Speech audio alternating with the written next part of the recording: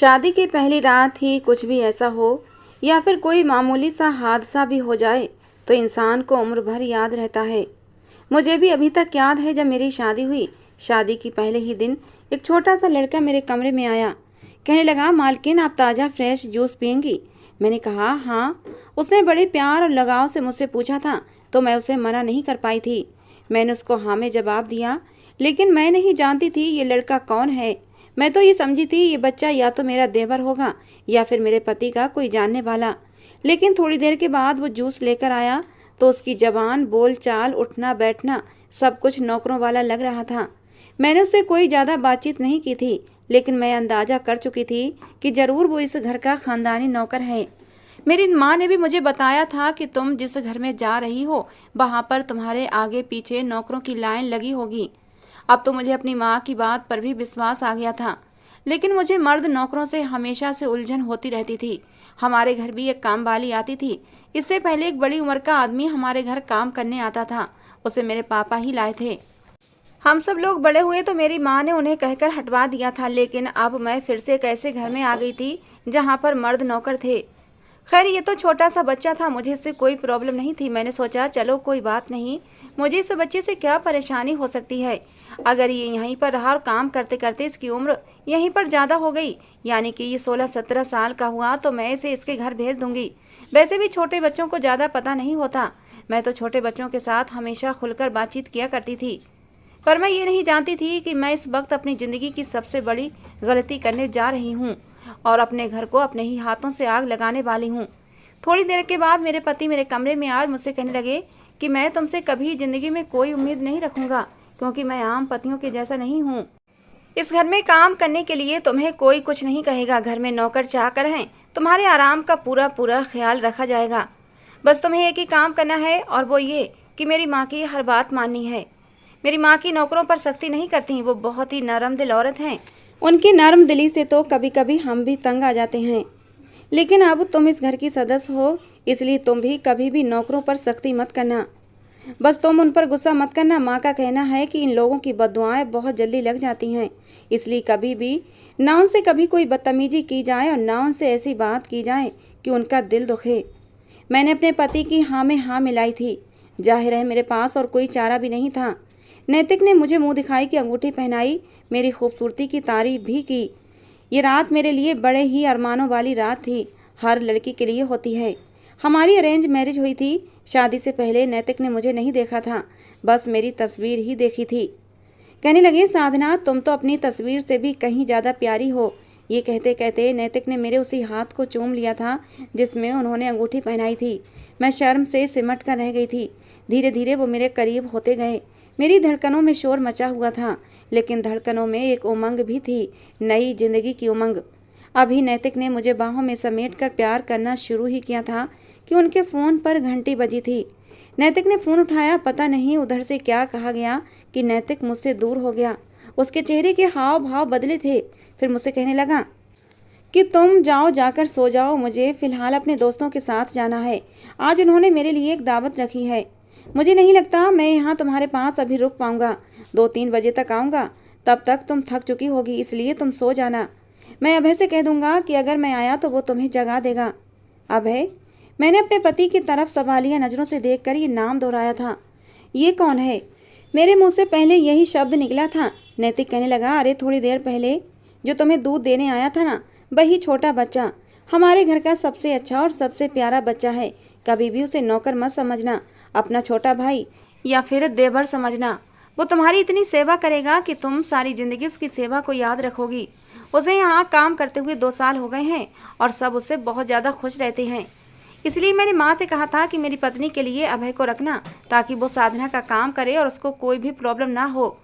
ये कहकर नैतिक बेड से उठकर खड़े हो गए। इससे पहले बाहर जाते मेरी तरफ पलट कर आए और बोले, मैं तुम्हारे कैरेक्टर के बारे में अच्छे से जानता हूँ।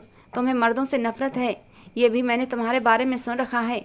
अपने पति की ये बात सुनकर मैं थोड़ा सा झेंप सी गई थी। ये सच था कि मैं मर्दों से नफरत करती थी और ये बात मेरे पूरे मोहल्ले में फैली हुई थी, क्योंकि शादी से पहले भी कई लड़कों ने मुझसे दोस्ती करने की कोशिश की थी और मैंने उन्हें ऐसा सबक सिखाया था कि दोबारा उन्होंने मुझसे बात करने की भी कोशिश नहीं की। मैंने उन्हें ऐसा सबक सिखाया कि दोबारा मुझसे बात करने की कोशिश नहीं की थी। मैं हर तरफ बहुत ही कठोर और सख्त दिल मशहूर हो गई थी और यही बात मेरे पति तक भी पहुंच गई थी। नैतिक कहने लगा, ये तो बहुत ही अच्छी बात है। लड़कियों को ऐसा ही सख्त और बहादुर होना चाहिए कि कोई उनकी तरफ आंख उठाकर भी न देख सके। और इसीलिए मैंने तुम्हारे लिए ये लड़का रखा है ताकि तुम इसके साथ कभी भी डर या खुद को असुरक्षित महसूस न करो। मैंने नैतिक का धन्यवाद किया। वो तो चला गया, लेकिन एक अजीब सा एहसास मुझे होने लगा था। शादी की पहली रात थी और नैतिक का मुझे यूं छोड़कर चले जाना अच्छा नहीं लगा था। और क्या घर में मेरा ख्याल नौकर रखेंगे? मेरा पति क्या मुझसे बात नहीं करेगा? और फिर शादी की पहली रात मेरा पति मुझे इस तरह छोड़कर कैसे जा सकता था? मुझसे भी ज़्यादा क्या उसके लिए उसके दोस्त ज़रूरी थे। दोस्त तो फिर भी मिल जाते, लेकिन हमारी शादी की पहली रात दोबारा नहीं आती। मुझे दुख तो हुआ था, लेकिन मैं पहली रात की दुल्हन थी। अपने पति से ज़्यादा कुछ कह भी नहीं सकती थी, इसीलिए मैं खामोश रही। दिल में हजारों ख्याल आ रहे थे कि तभी कमरे के दरवाजे पर दस्तक हुई। मैंने देखा तो वहाँ कोई भी नहीं था, लेकिन तभी अचानक से दरवाज़ा खुला और मैं हैरान हो गई। मैंने तो दरवाजे की कुंडी भी नहीं खोली थी, फिर ये दरवाज़ा अपने आप से कैसे खुल गया? और फिर मैं हैरान हो गई कि मेरे सामने वही 11 साल का अभय खड़ा था। उसके हाथ में दरवाजे की चाबी भी थी। मैंने उससे गुस्से से पूछा, ये क्या? तुमने दरवाजे को चाबी से क्यों खोला? मैंने तो इसे अंदर से लॉक कर लिया था। तुम्हें नहीं पता कि एक नई नवेली दुल्हन का कमरा है? कम से कम तुम्हें पूछकर कमरे में आना चाहिए था। तुम्हें इतना तो पता होगा कि एक नई नवेली दुल्हन के कमरे में इस तरह बिना नॉक के नहीं जाते। तुम्हें एक बार नॉक करना चाहिए था। और देखो, दोबारा से ऐसी हरकत मत करना। मैंने उसे गुस्से से डांटा था तो वो अपने कानों को हाथ लगाकर मुझसे माफ़ी मांगने लगा। कहने लगा, मालकिन माफ़ कर दें, लेकिन असल में मुझे गलतफहमी हुई थी। आपसे पहले मैं छोटी मैडम का काम किया करता था। वो भी मुझे यही कहा करती थी कि मुझे कभी कभी आलस आता है और मैं उठकर दरवाज़ा नहीं खोल सकती। तुम बाहर से ही चाबी लगाकर दरवाज़ा खोल लिया करो, मुझे चाय वगैरह कॉफ़ी वगैरह दे दिया करो। तो बस मेरे ख्याल में छोटी मैडम का ही ख्याल था और इसीलिए मैं इस कमरे में आ गया था। मुझे माफ़ कर दें जी। उसने बड़े भोलेपन से मुझसे माफ़ी मांगी थी। मैं भी समझ गई कि हाँ, हो सकता है मेरी ननद पहले बहुत ज़्यादा नखरे वाली और आलस होती होगी, तो नौकर को इसी तरह कमरे का दरवाज़ा खुद खोलकर अंदर आना पड़ता होगा। लेकिन मैंने दिल में सोच लिया कि मैं इस तरह नौकर को अपने कमरे में आने की इजाज़त नहीं दे सकती। मैंने अभय को साफ मना कर दिया कि तुम अपनी छोटी मालकिन के कमरे में ऐसे जाते होगे, लेकिन मेरे कमरे में बिना मुझसे पूछे मत आना। वो भी मेरी बात मान गया था, लेकिन पता नहीं क्यों मुझे वो नौकर कुछ अजीब सा लगने लगा था। उसकी हरकतें मुझे शक में डाल रही थीं। मैंने मन ही मन सोच लिया कि मैं इस बात की तह तक जरूर जाऊंगी और उस नौकर की हरकतों पर नज़र रखूंगी। मैंने कहा, अच्छा अब ये बताओ तुम यहाँ क्यों आए थे? मैंने उससे पूछा तो वो कहने लगा, मैंने सोचा आपका हाल हवाल पूछ लूँ। अगर आपको खाने की कोई चीज़ चाहिए तो बता दें। मैं रात को देर तक जागता रहता हूँ। इस हवेली के सारे नौकर सो जाते हैं, बस मैं ही जागता रहता हूँ। उसने अपनी बड़ी बड़ी चमकती हुई आंखों से कहा था। मैंने कहा, अच्छा ठीक है, फिलहाल तो मेरे कमरे से जाओ और दोबारा ऐसे दरवाज़ा खोल कर मत आना। जी अच्छा, अपने सीने पर हाथ रखकर कहते हुए वो चला गया था। मैं उसकी बातों से काफ़ी इम्प्रेस भी हुई थी। कितना छोटा सा बच्चा था और उसे तमीज़ भी बहुत थी। मुझसे कोई भी फालतू की बात भी नहीं की थी। अब वो लड़का मुझे थोड़ा मासूम भी लगने लगा था। मुझसे कोई बदतमीजी भी नहीं की थी, वरना वो चाहता तो मेरी तारीफ भी करने बैठ जाता। वो नौकर होकर भी बड़ा ही तमीज़दार लड़का था। उसके जाने के बाद मैं बिस्तर से उठी। मैंने अपने कपड़े ठीक किए कि तभी मेरी नज़र कमरे के दरवाजे पर पड़ी थी, जहाँ पर एक थैली रखी हुई थी। ऐसा लगा जैसे उसे अभी अभी रखा गया हो, क्योंकि जब मैं कमरे के अंदर दाखिल हुई थी तब कोई भी ऐसी चीज़ वहाँ पर नहीं थी। फिर ये थैली अचानक से यहाँ कैसे आ गई? मुझे लगा ये सारा सब कुछ अभय नहीं रखा होगा। क्या उसका कोई मकसद हो सकता है? मैं थैली उठाकर देखने लगी कि तभी कमरे के दरवाजे पर दस्तक हुई थी। मैंने सोचा अगर थैली में कोई ऐसी वैसी चीज़ हुई तो बेकार में मैं बदनाम हो सकती थी।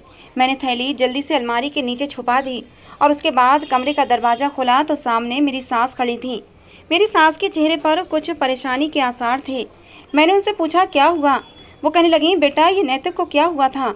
वो अभी कुछ देर पहले बड़े ही गुस्से में मेरे कमरे में आया था और मेरी बात सुने बिना ही वो बाइक लेकर पता नहीं रात के अंधेरे में कहाँ चला गया। मैं तो उससे पूछती रह गई, लेकिन वो कहने लगा बाद में बताऊंगा। मेरे बहुत ज़्यादा जिद करने पर उसने एक बात मुझे बताई जिसे सुनकर मुझे विश्वास नहीं आया था। तुम तो बहुत ही अच्छी और प्यारी लड़की हो। तुम्हारे बारे में तो मैं कुछ गलत सोच ही नहीं सकती। अच्छा खैर छोड़ो इन बातों को। मुझे हैरत है कि अभी तक नैतिक घर क्यों नहीं आया, हालांकि उसे अभी तक यहीं होना चाहिए था। और फिर ये तो तुम्हारी जिम्मेदारी थी कि तुम उसे कमरे में रोक कर रखती। आखिर को तुम्हारी शादी की पहली रात थी, तुम ऐसे कैसे अपने पति को जाने दे सकती हो। मैंने कहा मम्मी जी, लेकिन मुझे अच्छा नहीं लगा कि मैं अपने पति को पहले दिन से ही पाबंदियां लगाना शुरू कर दूं। लेकिन मैं आगे से ध्यान रखूंगी, जैसा आप कहेंगी मैं वैसा ही करूंगी। मेरी बात पर वो मुस्कुरा दी थी, लेकिन उनकी परेशानी अब भी वैसी की वैसी ही थी। कहने लगी, बेटा एक बात है जो मैं तुम्हें बताना चाहती हूँ, लेकिन बस ये समझना कि ये राज की बात है और अभी बात करने का ये समय नहीं है। बस तुमसे इतना कहूँगी कि तुम थोड़ा सावधान रहना, और अगर नैतिक तुमसे दूरी भी बनाए तब तुम खुद उसके करीब जाना। औरत को अपनी जिम्मेदारी खुद संभालनी होती है। अब मैं अपना जवान बेटा तुम्हें दे चुकी हूँ, तुम्हें ही उसका ख्याल रखना है कि कहीं वो इधर उधर भटक न जाए। सास की बात सुनकर मैं अजीब सी सोच में पड़ गई थी। मेरी सास पहेलियाँ क्यों बुझा रही थीं, जबकि मुझे उनकी किसी भी बात की कोई समझ नहीं आई थी। खैर मैं वापस आकर अपनी जगह पर बैठ गई। मेरी सास भी जा चुकी थीं कि तभी मेरी नज़र जूस के गिलास पर पड़ी। मैंने उसे फ़ौरन से उठाकर अपने मुंह से लगा लिया। मुझे प्यास भी महसूस हो रही थी, किसी से पानी भी नहीं मांग सकती थी। जूस पीकर मेरी प्यास बुझ गई थी, पर मैं सोने के लिए लेट गई। रात के लगभग 2 बज रहे थे जब मुझे अपने कमरे में किसी हलचल का एहसास हुआ। मैंने देखा तो दरवाज़ा खुला हुआ था।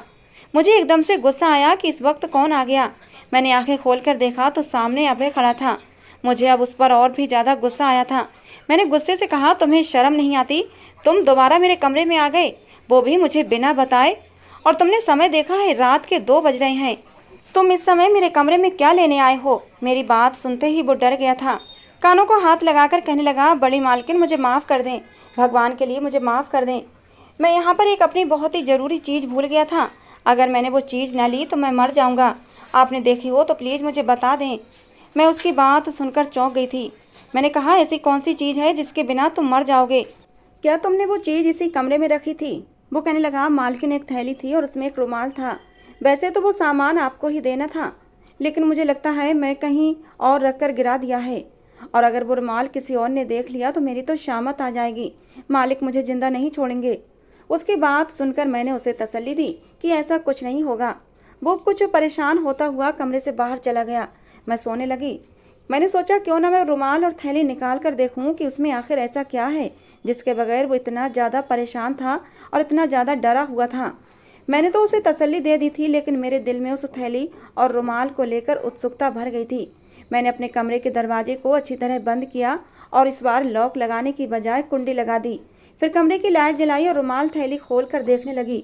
अंदर से जो चीज़ निकली थी उसे देखकर मैं बहुत ज़्यादा हैरान थी, साथ ही साथ परेशान भी थी, क्योंकि मैं उस छोटे से बच्चे से ही उम्मीद नहीं कर सकती थी कि वो ऐसी चीज़ें थैली में डालकर मुझे देखा।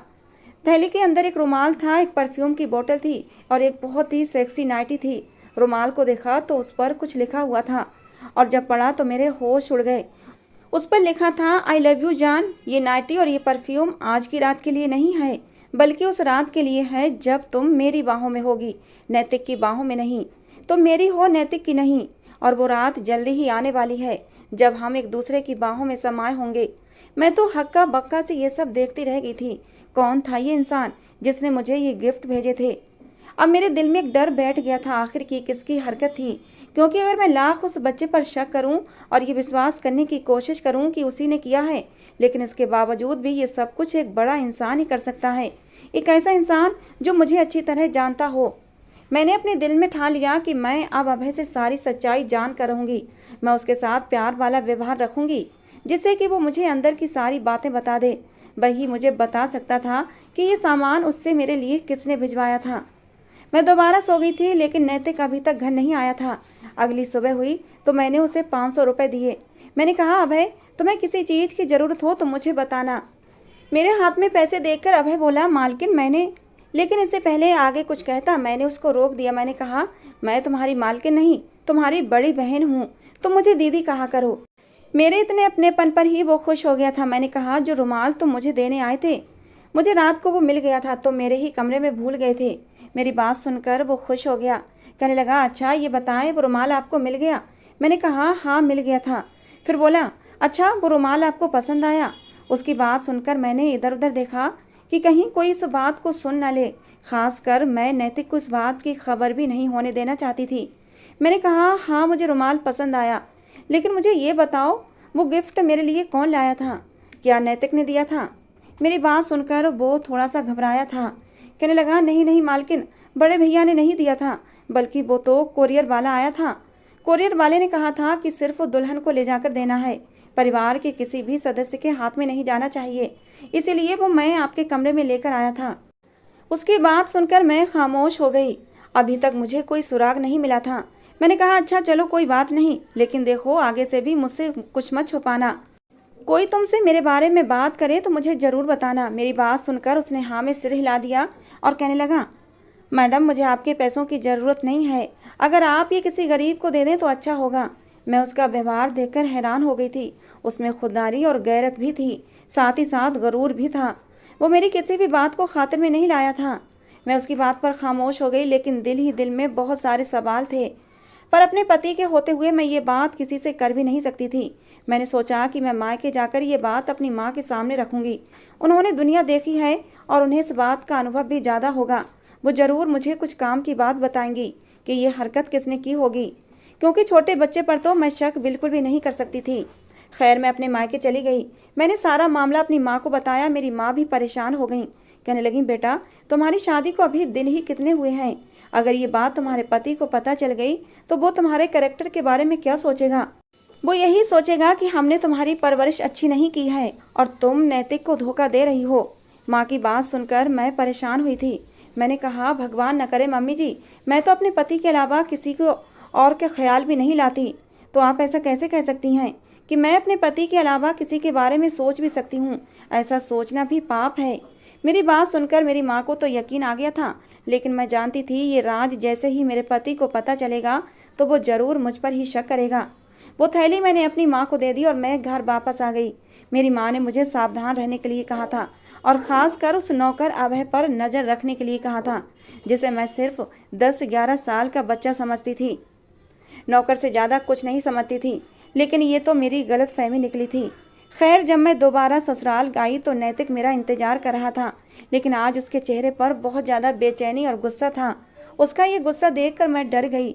उसने मुझसे अजीब से शब्दों में पूछा, तुम कहाँ गई थी और क्यों गई थी? उसकी बात सुनकर मैंने आराम से जवाब दिया कि मैं सिर्फ अपनी माँ की तरफ गई थी। कहने लगा, तो तुम्हें बताना चाहिए था, तुम्हें आगे से मेरी अनुमति के बगैर घर से कदम निकालना मना है। उसकी बात सुनकर मैं डर गई। मैंने सोचा भी नहीं था कि नैतिक एकदम इतना बदल जाएगा, लेकिन उसकी नज़रों से लग रहा था जैसे कुछ तो हुआ है। वो मुझसे या तो नाराज़ था या फिर मुझसे कुछ बात कहना चाहता था। इतने में मेरी सास की आवाज़ आई। मुझसे कहने लगी, बेटा आज खाने में कुछ अच्छा सा बना लेना, आज हमारे घर कुछ ख़ास मेहमान आने वाले हैं। मैंने कहा, ठीक है आप निश्चिंत रहें। लेकिन जैसे ही मैं कमरे में गई तो मैं ये देखकर हैरान रह गई कि नैतिक ने एक बड़ी सी साड़ी उठा रखी थी। नैतिक कहने लगा, साधना आज तुम ये साड़ी पहनकर मेहमानों के सामने आओगी और देखो घूंघट भी कर लेना। वो बड़े ही गौर से देख रहा था और मैं उलझ गई थी। मैं परेशान हुई। वो कहने लगा, तुम क्या सबके सामने सज संवर कर जाना चाहती हो? क्या तुम सबको अपनी खूबसूरती दिखाना चाहती हो? मैंने कहा, नहीं ऐसी तो कोई बात नहीं, लेकिन नई नवेली दुल्हन ने तो हमेशा तैयार ही रहना होता है। आप जो कह रहे हैं वो भी ठीक है, आप जैसा कहेंगे मैं वैसा ही पहन लूँगी। मेरी बात सुनकर वो खुश हो गया, लेकिन अभी भी थोड़ा परेशान लग रहा था, जैसे वो मेरे बारे में कोई बात जानता था जिसके बारे में उसे शायद विश्वास नहीं था। खैर मैंने सब्र से काम लेना था, इसलिए मैं खामोश रही। मैंने नैतिक से पूछा कि खाने पर कौन कौन आ रहा है। मेरी बात सुनते ही नैतिक के हाव भाव बदले थे। बोला, जो भी आए तुम्हें उससे मतलब नहीं होना चाहिए। तुम औरतों से मिलो या मर्दों से, तुम्हारे पहनावे में कोई फ़र्क ना आने पाए। मैंने कहा, ठीक है, लेकिन मैं तो इसलिए पूछ रही थी ताकि मेहमानों का अंदाज़ा हो जाए और मैं उसी हिसाब का खाना बना सकूं। मैं अपनी बात कहकर खामोश हो गई थी, लेकिन नैतिक अब भी मुझे शक भरी नज़रों से देख रहा था। आधे घंटे बाद मेहमान आ गए। मैंने खाना लगाया तो मेहमानों में काले रंग के कपड़े पहने एक लड़का भी मौजूद था। मैं उसे देखकर अजीब सी घबराहट का शिकार हुई थी, क्योंकि वो लगातार मुझे ही देखे जा रहा था जैसे वो मुझे पहले से जानता हो। मैं परेशान हुई थी, लेकिन नैतिक को ये बात मैंने महसूस नहीं होने दी और ना ही मैंने उस लड़के की तरफ देखा था। नैतिक ने मुझे ये बात नहीं बताई थी कि उसके कौन कौन से रिश्तेदार हैं और कौन क्या लगता है। मैंने भी खामोशी से खाना उन लोगों के सामने लगाया और उनके साथ ही बैठकर मैं भी खाना खाने लगी। मेहमानों से पूछ भी रही थी अगर उन्हें किसी चीज़ की ज़रूरत हो तो वो मुझे बता दें। थोड़ी देर बाद उठकर मैं किचन में आ गई। नैतिक भी मेरे पीछे पीछे आ गया। एकदम से उसने मेरा हाथ पकड़कर अपनी तरफ मोड़ा। कहने लगा, सच सच बताओ ये कब से चल रहा है? उसकी बात सुनकर मैं एकदम से चौंक गई थी। मैंने हैरान होकर उसे देखा। मैंने कहा, क्या मतलब है नैतिक, क्या चल रहा है? आखिर आप कहना क्या चाहते हैं? अब मैंने भी थोड़ा गुस्से से नैतिक से ये बात पूछी थी। नैतिक ने कहा, तुम्हें सब पता है लेकिन तुम अनजान बनने का नाटक कर रही हो। एक बात याद रखना कि कभी किसी धोखेबाज और बेवफा को माफ़ नहीं करूँगा, और जिस दिन मुझे समझ आ गया उस दिन तो मैं तुम्हारे चेहरे पर थूकूंगा भी नहीं। अभी तो मैं फ़िलहाल शक में घिरा हुआ हूँ। जिस दिन मुझे हकीकत पता चली उस दिन मैं तुम्हें जान से मार दूंगा। नैतिक की बात सुनकर मेरा दिल कांप उठा था, लेकिन मैं चुप हो गई थी। मैंने सोचा जब मेरे कैरेक्टर में कोई खराबी नहीं तो मुझे डरने की ज़रूरत नहीं है। मैंने माँ को भी ये बात बताई तो मेरी माँ कहने लगी, बेटा ये बात इतनी आसान नज़र नहीं आती जितनी तुम समझती हो। इसके पीछे ज़रूर कोई ना कोई राज है जो तुमसे छुपाया जा रहा है, वरना कोई भी इंसान अपनी शादी के फ़ौरन बाद अपनी पत्नी से ऐसे दिल दुखाने वाली बातें नहीं करता, और वो भी मेरे दामाद जैसा। क्योंकि मेरा दामाद तो लाखों में एक है। हर किसी ने उसकी तारीफ़ की थी। बहुत ही प्यार मोहब्बत वाला लड़का है। ज़रूर उसके किसी ने कान भरे होंगे। तुम अपने आसपास नज़र दौड़ाओ, देखने की कोशिश करो कि कहीं कोई ऐसी चीज़ मिले जो इस राज से पर्दा हटा सके। या फिर तुम ऐसा करो, नैतिक से ही पूछने की कोशिश करो कि आखिर बात क्या है। तुम दोनों पति पत्नी हो और आपस में विश्वास की डोर टूटना नहीं चाहिए। इस तरह शक करने से घर नहीं बसते। लेकिन मैंने कहा, मम्मी जी नैतिक तो मुझसे कोई बात ही नहीं करना चाहते। उनका व्यवहार मुझसे उखड़ा उखड़ा रहता है। मैं कोई बात करती भी हूँ तो काट खाने को दौड़ते हैं। तभी मुझे वो थैली याद आई। मैंने सोचा वो मैं अपने पति को दे देती हूँ और उनसे कहती हूँ कि किसी ने मुझे अभय के जरिए भिजवाई थी। लेकिन फिर सोचा बेकार में एक नया तमाशा लग जाएगा। एक दिन अभय मेरे कमरे में आया। कहने लगा, दीदी मैं आपसे एक बात कहना चाहता हूँ। अगर आपको मुझ पर विश्वास नहीं तो आप जाकर बड़े भैया से पूछ लेना, लेकिन अभी आप मेरे साथ चलें। मैं आपको बाहर लेकर जाना चाहता हूँ। लेकिन मैंने कहा, अभय लेकिन तुम मुझे बाहर क्यों लेकर जाना चाहते हो? क्या तुमसे तुम्हारे मालिक ने कहा है? मेरी बात सुनकर वो हंसने लगा। कहने लगा, नहीं दीदी मैं आपको साथ लेकर जरूर जाऊंगा। और फिर बाहर बड़े भैया खड़े हैं। मैं सिर्फ बाहर दरवाजे तक ही आपको लेकर जाऊंगा। वहाँ से बड़े भैया ही आपको ले जाएंगे। मैंने कहा, बड़े भैया यानी नैतिक? कहने लगा, हाँ हाँ दीदी मैं उन्हीं को तो बड़े भैया कहता हूँ। वो कार में आपका इंतजार कर रहे हैं। मैं उसकी बात से शक में पड़ गई थी। मैंने अपनी सास से जाकर पूछा कि अभय मुझसे कह रहा है कि नैतिक बाहर मेरा इंतजार कर रहे हैं। क्या वाकई उन्होंने ऐसी बात आपसे की थी? क्योंकि नैतिक ने तो मुझसे ऐसा कुछ भी नहीं कहा। मुझे कुछ ना कुछ दाल में काला लग रहा था, क्योंकि अगर नैतिक को मुझे बाहर बुलाना होता तो वो मुझे फ़ोन कर सकते थे या फिर पहले से ही कोई ऐसी बात करते। उन्होंने अभय के जरिए मुझे क्यों बुलवाया था? और जब मैंने अपनी सास से ये बात कही तो वो भी चौंक गई थी। अभय मेरे मुंह से ये बात सुनते ही फ़ौरन बाहर भाग गया था, और मेरी सास जब बाहर गई तो बाहर कोई भी नहीं था। अब तो मुझे अभय पर शक होने लगा था। आखिर वो मुझे बाहर क्यों ले जाना चाहता था? इसके पीछे क्या वजह थी? शाम को सारे लोग चाय पीने के लिए छत पर चले गए तो मैंने सोचा आज मैं अभय से सारी बातें क्लियर करूंगी। रोज़ रोज़ शक की आग में जलने से अच्छा है कि आज मैं उसे एक कमरे में बंद करके सारी सच्चाई उगलवा लेती हूँ। मैंने ऐसा ही किया। मैंने उसे बहाने से स्टोर रूम में बुलाया कि मुझे कुछ सामान ऊपर रखवाना है, और फिर मैंने उसे स्टोर रूम में बंद कर दिया और बाहर से कमरे को ताला भी लगा दिया। अब वो दरवाज़ा पीटता रह गया। मैं समझ सकती थी वो छोटा बच्चा था, उसका दिल कमज़ोर था, लेकिन मुझे भी अपने कैरेक्टर पर कोई धब्बा नहीं चाहिए था। मैंने सोच लिया था आज मैं उसे सबक सिखाकर रहूँगी। बाहर का दरवाज़ा भी मैंने बंद कर दिया था। अब ऐसे जाली वाला दरवाज़ा खोलकर मैंने पूछा कि जब तक तुम मुझे सच नहीं बताओगे मैं तुम्हें यहाँ से जाने नहीं दूंगी। बताओ आखिर नैतिक मुझ पर शक क्यों करते हैं, और तुम मुझे उस दिन बाहर क्यों ले जाना चाहते थे, और उस थैली और रुमाल का क्या चक्कर है? जब तक तुम मुझे सच्चाई नहीं बताओगे मैं तुम्हें यहाँ से निकलने नहीं दूंगी। फिर चाहे तुम यहाँ पर सड़ सड़ कर मर जाओ। वो छोटा बच्चा था, कब तक इस बात को छुपा सकता था?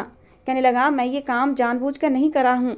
बड़े भैया के एक दोस्त हैं, उन्होंने ही वो थैली मुझे दी थी और कहा था कि आपको दे दूँ।